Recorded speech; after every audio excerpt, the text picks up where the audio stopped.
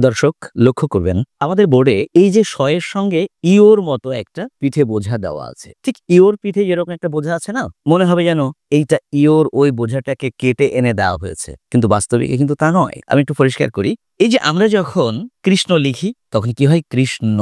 আমরা যখন বিষ্ণু লিখি তখন বিষ্ণু। আমরা যখন উষ্ণ লিখি তখন উষ্ণমণ্ডল। তাহলে এই ন কেন উচ্চারিত হচ্ছে? আসল ঘটনা হলো এই মূর্ধন্য ষ এর পিঠে ইওর বোঝাটা দেওয়া সত্ত্বেও ও কিন্তু আর ইও থাকে না। সেটা হয় মূর্ধন্য ন।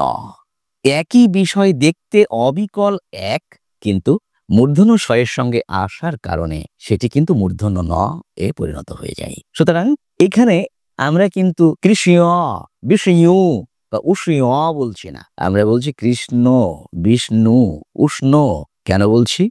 কারণ ওটা প্রকারান্তরে ন ছিল। সেই নই আমরা উচ্চারণ করছি। ধন্যবাদ।